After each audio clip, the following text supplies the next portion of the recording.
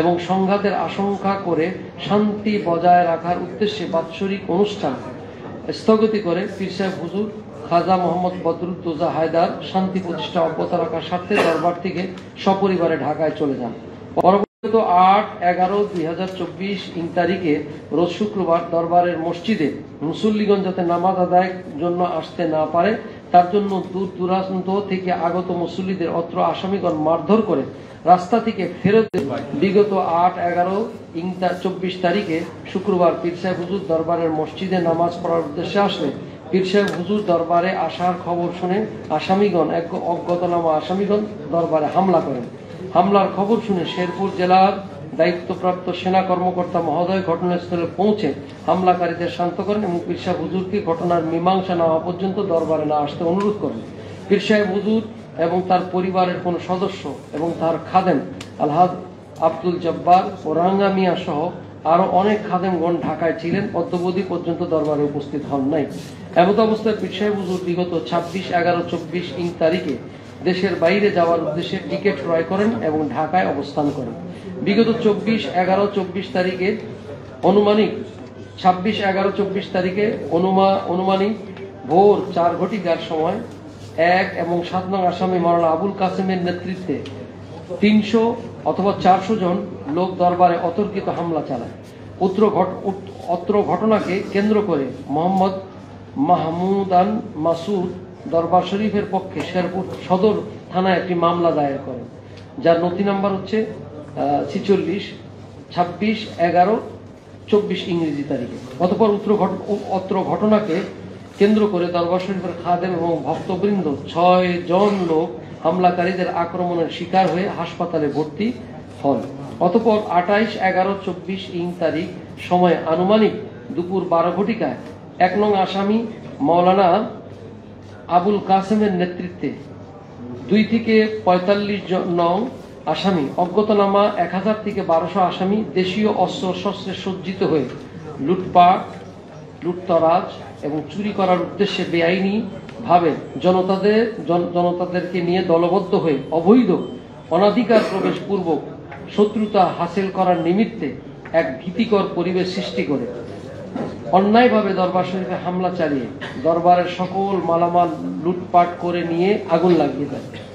আসামিগণের এরূপ হিংস্র ও অমানবিক আচরণের দরুন আসামিগণ দরবার শরীফের অভ্যন্তরে অবস্থিত পবিত্র মসজিদে অনুরূপ ভাঙচুর লুটতরাজ করে মসজিদের ভিতর আগুন দিয়ে পবিত্র কোরআন শরীফ এবং হাদিস শরীফের বিভিন্ন কিতাব পুড়িয়ে দেয়, যা ইতিমধ্যে প্রিন্ট ও ইলেকট্রনিক মিডিয়া এবং সামাজিক যোগাযোগ মাধ্যমে ব্যাপকভাবে প্রচারিত হয়। ইয়াতে দেশব্যাপী নিন্দার ঝড় উঠে। 1 থেকে 45 নং আসামিগণ অজ্ঞাতনামা আসামিগণ দরবার শরীফে হামলা চালিয়ে দরবারের সকল মালামাল লুট করে নিয়ে আগুন লাগিয়ে দেয়। আসামিগণের এরূপ হিংস্র অমানবিক আচরণের দরুন আসামিগণ দরবার শরীফের অভ্যন্তরে অবস্থিত পবিত্র মসজিদে কিতাব পুড়িয়ে করে প্রায় 16,44,50,000 টাকার জিনিসপত্র চুরি করে নিয়ে যায়। এছাড়াও আসামিগণ দরবার শরীফের চতুর্দিকে সীমানা মাটির সঙ্গে ঘুরিয়ে দিয়ে দরবার শরীফের অভ্যন্তরে থাকা পবিত্র মসজিদ সহ সকল বাসস্থান অগ্নিসংযোগ করে ব্যাপক ক্ষতি সাধন করে। মুর্শিদপুর দরবার শরীফের হামলাকারী ধর্ম ব্যবসায়ী আবুল কাসেম, শহীদুল, খোরশেদ মুন্সি, তরিকুল সহ তৌহিদি জনতা নামধারী সন্ত্রাসী গুন্ডা ও তাদের দোসরদের গ্রেফতারের দাবিতে দরবারের অভ্যন্তরে মসজিদে আগুন দিয়ে কোরআন শরীফ সহ অন্যান্য ধর্মীয় কিতাব পুড়ে ফেলা, মুর্শিদপুর দরবার শরীফের হুজুর পাক এবং অন্যান্য আওলাদগণ সহ সকলের বিরুদ্ধে মিথ্যা মামলা প্রত্যাহারের আমরা দাবি জানাচ্ছি। এছাড়া আমাদের যে সমস্ত দাবিগুলো আছে, 1 নম্বর হচ্ছে পীর সাহেব হুজুর ও তার সন্তানদের এবং তার অনুসারীদের বিরুদ্ধে রুজুকৃত মিথ্যা মামলা অনতিবিলম্বে প্রত্যাহার করতে হবে। মসজিদ আগুন দিয়ে পবিত্র কোরআন শরীফ সহ অন্যান্য ধর্মীয় কিতাব সমূহে আগুন দিয়ে পুড়িয়ে ফেলার জন্য দায়ী ব্যক্তিদের দ্রুত গ্রেফতার করে আমাদের দেশের আইন অনুযায়ী আইনের আওতায় আনতে হবে। আবুল কাসেম, শহীদুল, খোরশেদ মুন্সি, তরিকুল সহ তৌহিদি জনতা নামধারী হামলায় অংশগ্রহণকারীদের মাদ্রাসা থেকে বহিষ্কার করে দ্রুত বিচারের আওতায় আনতে হবে। ভিডিও ফুটেজ দেখে ও সাক্ষীদের সাক্ষ্য অনুযায়ী লুণ্ঠিত মাল ফেরত দিতে হবে এবং তাদেরকে আইনের আওতায় আনতে হবে।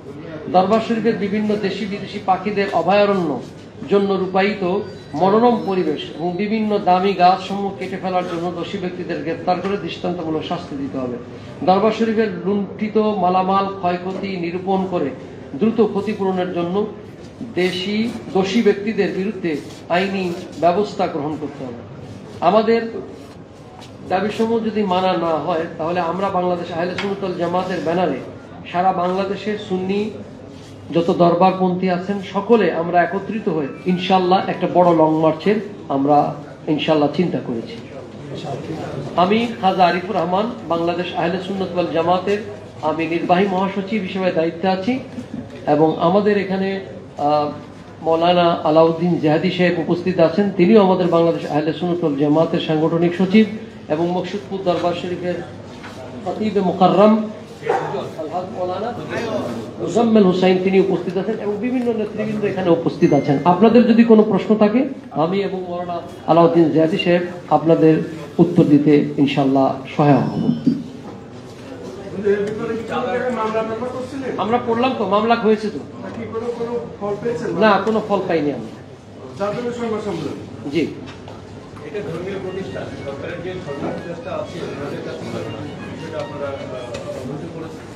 আমরা মামলা করেছি এবং আমরা প্রিন্ট মিডিয়ার মাধ্যমে আজকে তার কাছে জানাতে চাই। আর এছাড়া প্রিন্ট মিডিয়াতে আসছে, এটা ধর্ম উপদেষ্টার উচিত ছিল উনি ধর্মীয় দায়িত্বে থাকার কারণে অন্তত পক্ষে সহানুভূতিশীল হয়ে টেলিফোন করা বা তার দায়িত্ব প্রতিনিধি সেখানে যাওয়া।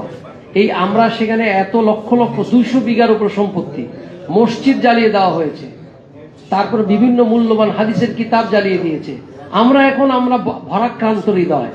এটা হ্যাঁ, সেখানে পাখি অভয়ারণ্য, সেখানে পাখিদেরকে খাবার দেওয়া হয়, পানি দেওয়া হয়। এই দৃশ্য কি ধর্ম উপদেষ্টা দেখেননি? ওনার তো সিম্পেথি হিসেবেও আমাদের উচিত ছিল একটাবার খোঁজ নেওয়া। আমরা বলবো এই ব্যাপারে তিনি ব্যর্থ। আমরা এই ব্যাপারে বলবো ব্যর্থ, কারণ এদেশে আপনার ভোটের যদি আপনি অংশীদার হিসেবে দেখেন, এদেশে আপামর সুন্নি জনসাধারণ যাদেরকে পীর আউলিয়া বলা হয়, এদের একটা বিরাট কমিউনিটি ভোটের দাবিদার এবং আপনি সেই ভোটার হিসাবেও তো আমরা দাবি করতে পারি, একজন সেই ভোটার হিসাবেও তো আমরা দাবি করতে পারি। আপনাদের আক্রমণটা 2 দিন হয়েছে, আমরা লক্ষ্য করেছি মিডিয়ার মাধ্যমে। প্রথমে আক্রমণ হলো, তারপরে 1 দিন বা 2 দিন পরে আবার আক্রমণ হলো। তো প্রথম আক্রমণে আপনাদের অভিযোগ ছিল না, কিন্তু দ্বিতীয়বার আক্রমণের আগে কি আপনারা কোনো ইনফরমেশন পাননি? আপনারা তারপরে দেখলাম যে আপনাদের সুন্নাত ওয়াল জামাতের ব্যানারে আপনারা শুক্রবারে গিয়ে ওখানে অবস্থান এবং পরের দিন আমরা একটা প্রেস ব্রিফিং এ কিন্তু আপনাকে একটা অভিজ্ঞত করেছি না। আমি আপনার দরবারের এর আগে আপনাকে বুঝতে হবে যে এর আগে তারা যে চাঁদা দাবি করলেন, দাবি করার পর ডিসি মহোদয়ের অফিসে এবং সেখানে ওসি মহোদয়ের সমন্বয়ে একটা বিশাল বাৎসরিক অনুষ্ঠান সেখানে হয়। সেই অনুষ্ঠানটাকে পসপন করে দেওয়া হলো। কিসের জন্য? শান্তির জন্য। এবং পীর সাহেব সহ ওনাদেরকে বলা হলো আপনারা শান্তির জন্য কোনো প্রোগ্রামও দিবেন না, দরবার থেকে চলে যান। এখন ওনারা শুধু শান্তির কারণেই ওখান থেকে চলে গেছেন। সুতরাং দরবারের লোক বলতে সামান্য কিছু কর্মচারী এরা ছিল যারা কাজকর্ম করে, এছাড়া আর কেউ ছিল না। প্রথমবার আক্রমণের পরে যে গ্যাপটা ছিল, দ্বিতীয়বার আক্রমণের আগে আপনারা ওখানে দাবি করলেন। আচ্ছা, জি বলুন। দ্বিতীয়বার আক্রমণের বিষয়টা ছিল রাতের বেলায়, গভীর রাতে। দুপুরবেলা আক্রমণ হয়েছে, দেখলাম লাইভে আমরা দেখছিলাম যে লুটপাটটা প্রথমটা দুপুরবেলা। লুটপাট কি প্রথমবার হয়েছে না দ্বিতীয়বার হয়েছে? দ্বিতীয়বার লুটপাট হয়েছে, প্রথমবার আক্রমণ হয়েছে। দ্বিতীয়বার যে আক্রমণটা হয়েছে এটা হলো ফজরের যে নামাজ, এটা হলো ওই সময়টা তো সবার জন্য গভীর রাত। এই নামাজের পরপরই তারা পুরা দরবারে অতর্কিত হামলা যেটাকে বলে। আমাদের তো এমনিতেই আমাদের অনুষ্ঠান স্থগিত করে দিয়েছি, আমাদের কর্মীরাও দরবারে নাই, শুধুমাত্র দরবারের নিয়মিত কর্মী যারা তারাই সেখানে উপস্থিত ছিল। আর এত লোকের মোকাবেলা করার জন্য তাদের তো এখানে রাখা হয় না। তারা দরবার পরিষ্কার পরিচ্ছন্ন কর্মী এবং দরবার আসে কি আপনার প্রোগ্রাম, আপনাদের নির্ধারিত দরবার, আপনারা আপনাদের আদর্শ মেনে অনুষ্ঠান করবেন। প্রশাসনকে তিনি আপনাদেরকে অনুরোধ করে সেটা বন্ধ রাখতে আপনারা কি কাজ করছিলেন? আপনারা প্রশ্ন করবেন কেন? ওদের চাপের মুখে কি আপনারা নোট এখানে আমি একটু শেয়ার করি। ডিসি মহোদয় আমাদেরকে ইনভাইট করছিলেন এবং ডিসি সাহেবের আহ্বানে আমরা আহলে সুন্নাতুল জামাতের বেশ কয়েকজন আলেম ওনার অফিসে গিয়েছিলাম। আমি এটা উভয় পক্ষের আলেম ওলামা নেতৃবৃন্দ একসাথে বসে এটা মীমাংসা করার জন্য চেষ্টা করছিলাম যে দূরত্বটা কোন জায়গায়, কোন বিষয়টা নিয়ে বিতর্ক হইতেছে। আমরাও সেই দূরত্বটা মিট করার জন্য চেষ্টা করছিলাম, কিন্তু আমরা দীর্ঘ সময় সেই দুপুরের পর থেকে সন্ধ্যা পর্যন্ত ডিসি সাহেবের অফিসে অবস্থান করছে। আমি নিজেও সেখানে ছিলাম, কিন্তু ওনারা কেউ আসেন নাই। ডিসি সাহেবের পক্ষ থেকে অনেকবার ফোন দেওয়া হয়েছে, তারপর ওনারা রেসপন্স করেন নাই।